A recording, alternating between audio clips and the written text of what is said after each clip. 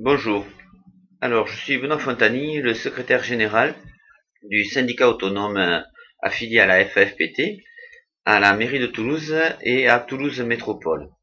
Voilà. Donc, je fais cette vidéo pour vous donner des explications sur l'affaire, on va dire, qui agite en ce moment pas mal de monde, et en particulier notre administration, mais aussi des agents, suite à toutes ces fausses informations qui vous ont été transmises.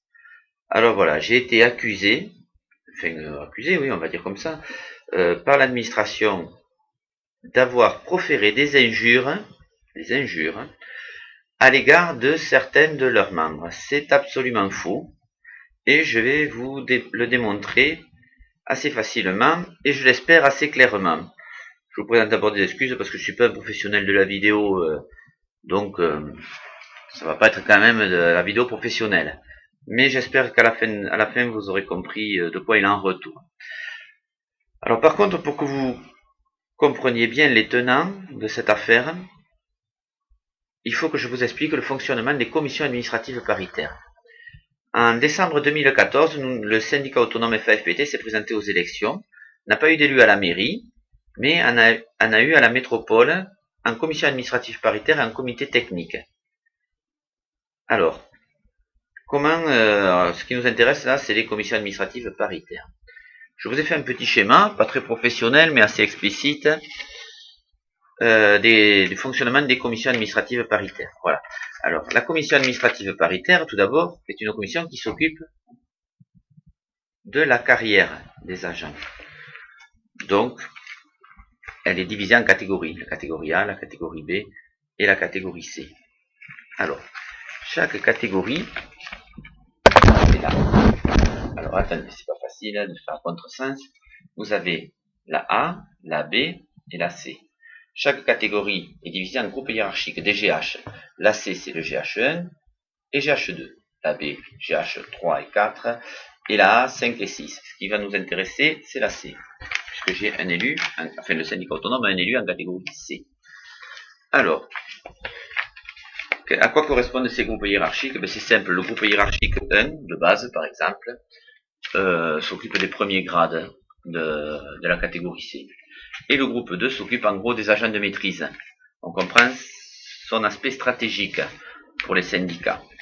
Voilà, ça permet de faire rêver les agents, en leur promettant des promotions qu'ils n'auront pas, ou très peu, ou pour d'autres raisons. Bon, c'est un autre sujet. Peut-être que je ferai des vidéos sur les promotions au grade d'agent de maîtrise. Alors, que se passe-t-il le soir des élections? Chaque syndicat a un délégué de liste qui doit signer, qui assiste pas au dépouillement, mais qui assiste au résultat. Voilà. Et il y a aussi un président de bureau, en l'occurrence M. Depéco, des relations sociales, assisté par une dame là, de la DRH aussi. Il y avait aussi le DRH, et l'élu en charge de M. de la Goutine, l'élu en charge du personnel. Il y avait aussi M. Bozou, qui est directeur du service des élections. Et ensuite, tous les délégués de liste. Alors moi, pour mon syndicat, M. Mouinet pour l'UNSA, M. Artigue pour FO, et ainsi de suite. Alors, au moment du dépouillement, comment cela se passe? Alors, tout d'abord, il faut savoir une chose, c'est que quand on siège, quelle que soit la catégorie, quand on siège en groupe, alors attendez, supérieur, on siège aussi en groupe inférieur, ce qui n'est pas le cas dans l'autre sens. C'est-à-dire, quand la catégorie, on va prendre la C, quand la catégorie C siège, elle commence par le GH1. Au moment de passer au GH2, les représentants GH1 sortent de la CAP, il ne reste plus que les GH2. Voilà. Donc, on commence par la catégorie A, qui ne me regarde pas puisque je n'ai pas d'élu, j'ai présenté personne. La CFDT rafle tous les sièges en GH6. Je me tiens devant la caméra, en GH6, tous. Je vois M. Artigue aller voir M. Depéco et M. Bonnefoy leur sortir un règlement, une règle, une loi, qui stipule, au vu des résultats, vous n'avez pas le droit. Alors nous on est en GH5, ils disent, il faut. Mais avec cette loi, vous pouvez pas nous bloquer. Donc on en a un qui monte en GH6 et un de la CFDT qui sort. Bon, vérification de cette loi, de cette règle. Pendant 1 heure, hein, puisqu'on a fini, je crois que c'était à minuit, ça s'est terminé l'histoire. Oui, oui, c'est vrai, monsieur Artigue a raison. Oui, parce qu'il faut savoir que certains syndicats sont très professionnels quand il s'agit de se défendre eux-mêmes.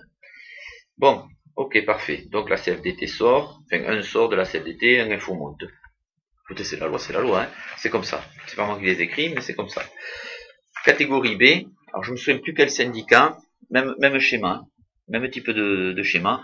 Catégorie GH4, enfin catégorie B, GH4, certains syndicats raflent tout.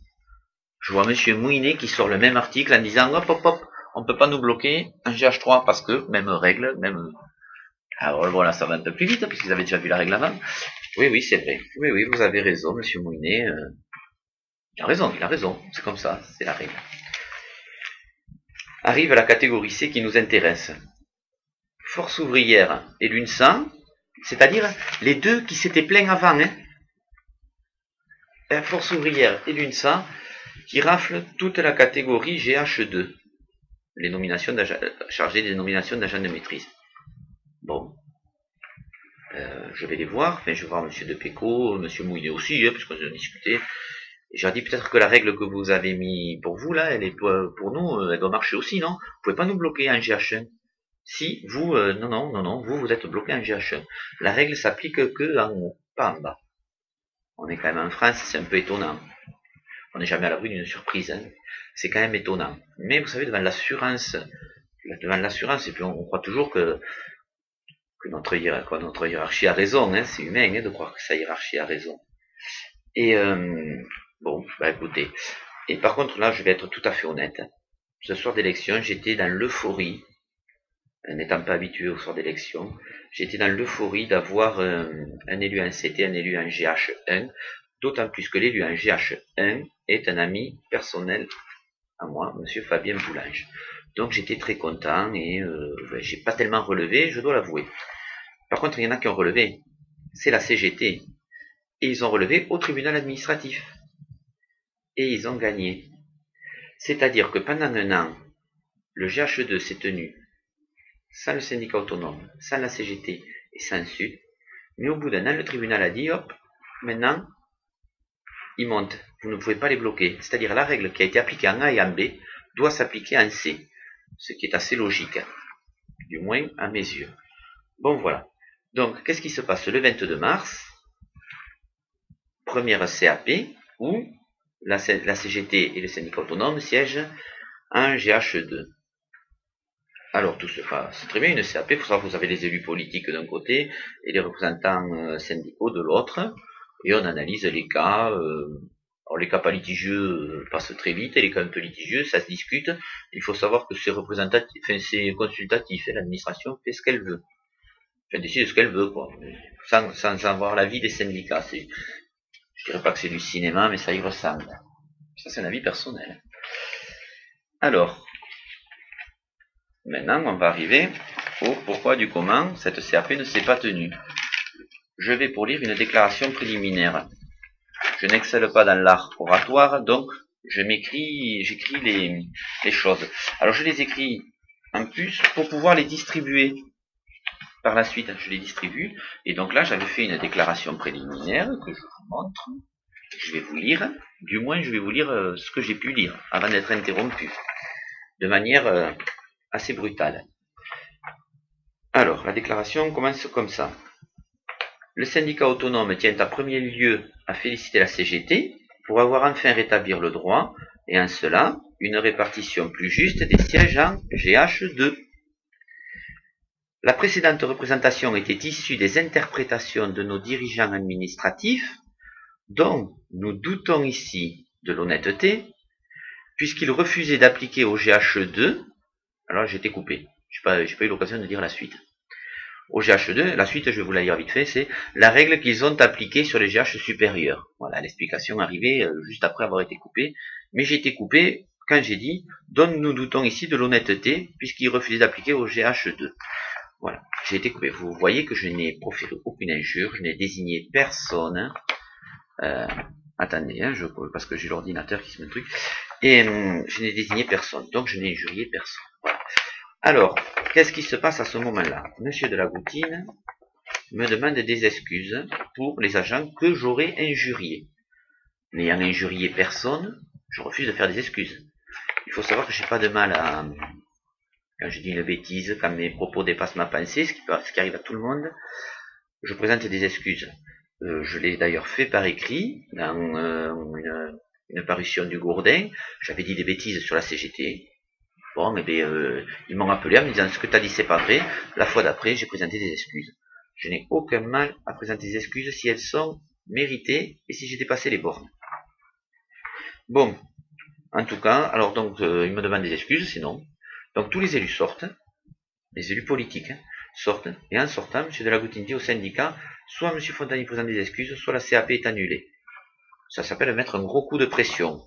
C'est pas du chantage, mais c'est quand même mettre un gros coup de pression, parce que quand on est tout seul, alors j'étais avec mon collègue, hein, qui est mon suppléant, M. Paillet, mais on a quand même, alors, je sais pas, une vingtaine peut-être de personnes en face et qui eux veulent que la CAP se tienne. Mais moi aussi je veux qu'elle se tienne, la CAP. Mais par contre, moi je veux pas faire d'excuses. Et à aucun prix. Enfin, à aucun prix. Quand elles ne sont pas méritées, je les ferai pas de toute façon. Et donc là, pendant 10 minutes, les syndicats me demandent, me mettent la pression et tout ça, mais c'est toujours non, de toute façon, c'est pas eux qui vont me faire craquer. Donc les élus rentrent, monsieur de la Goutine, monsieur Fontanier, vous excusez? Toujours non. Vous présentez pas d'excuses? Ben, toujours pas non plus. Et donc, bon, ben, CAP annulé. Alors, une CAP annulée, c'était une, ah oui, j'ai oublié de vous préciser, c'est une CAP d'avancement d'échelon. C'est-à-dire qu'on peut la décaler tant qu'on veut, les agents ne perdent rien, je vais y revenir plus tard. Donc CAP annulé, bon, ben, tout le monde rentre chez lui, hein, CAP annulé. Ok, qu'est-ce que je vois apparaître le lendemain sur le site Sésame? Alors c'était le lendemain ou le jour même, je vais vous le trouver. Voilà.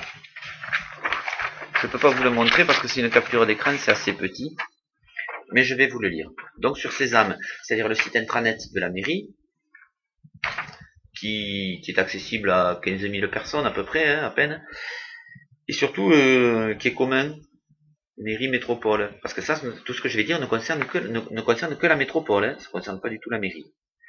Mais à y être, à salir quelqu'un, autant faire un peu un amalgame, ça coûte rien. Alors, la commission, nanana. Alors que les commissions des catégories A et B s'étaient déroulées normalement, la CAP de catégorie C n'a pu se tenir. En effet, suite aux injures proférées en début de réunion par un représentant du syndicat autonome FAFPT, M. Fontanier Benoît, M. Benoît Fontanier plutôt, à l'encontre des représentants de l'administration et devant le refus de ce dernier de retirer ses propos, le président de la CAP a décidé de suspendre la séance et de la reporter à une date ultérieure. Alors, je vous rappelle ce qu'il dit. En effet, suite aux injures proférées en début de réunion, je n'ai jamais proféré d'injures. Ça va... À la fin de la vidéo, vous aurez une petite surprise. Mais il faut savoir que ces vidéos sont enregistrées par l'administration, puisque chaque fois qu'on parle, c'est un micro. Donc c'est enregistré. Comme ça, cela permet de faire des PV pour la fois d'après. Des procès-verbaux pour valider ce qu'on a dit la fois d'après. Bon, c'est un peu technique. Donc voilà, sur Sésame, ce qui paraît le lendemain, comme quoi j'ai proféré des injures. Je vous ai lu ma déclaration, il n'y a pas d'injures. Passons. Alors, FO sort un communiqué, mais assez... Je pense qu'il parle de propos déplacés. Non, même pas. Suite aux propos tenus. Bah oui, on tient des propos, oui, non, eux ne sont pas... Eux se comportent bien. Voilà, par contre, le lendemain, apparaît ceci, un tract de l'UNSA que je vais vous lire. Je ne vais pas tout vous lire, parce que bon, c'est les tracts de l'UNSA, hein, mais je vais vous lire les passages qui me concernent, et qui vous concernent, agents de la métropole. Alors, une petite précision, ça sort le lendemain, hein, le tract. C'est-à-dire, ça a dû travailler toute la nuit. Ils ont dû travailler toute la nuit. Il eût été préférable qu'ils travaillent, par exemple, pour le lavage des tenues, pour le rétroactif. Ça, c'était au bénéfice des agents. Il eût été préférable qu'ils travaillent pour la grève de Colomiers, qui nous soutiennent. Hein. Bon, enfin, voilà, ils travaillent comme ils veulent.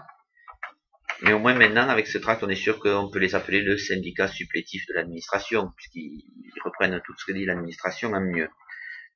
Et en un peu plus mensonger, je vais y revenir. Alors, nanana, a décidé de reporter la CAP échelon du 22 mars 2016. De ce fait, les collègues de catégorie C vont voir leur avancement d'échelon retardé. Ça, c'est vrai. Ce qui leur sera préjudiciable. Ça, c'est faux. Je vais y revenir. Merci, monsieur le secrétaire général de la FAFPT.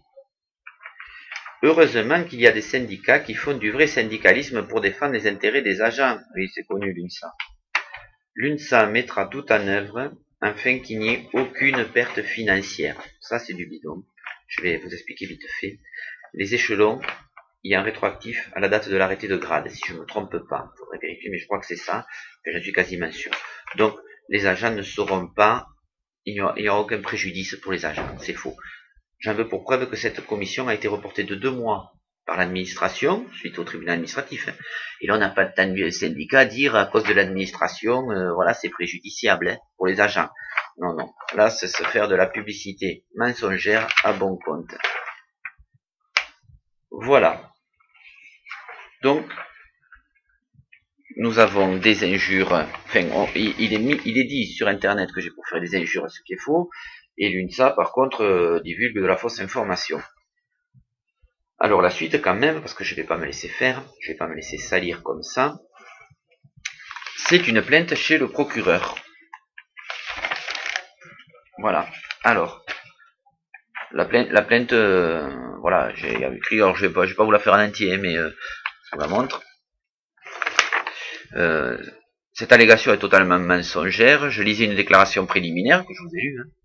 Je n'ai jamais proféré aucune insulte et dans mes propos, je n'ai désigné personne nommément.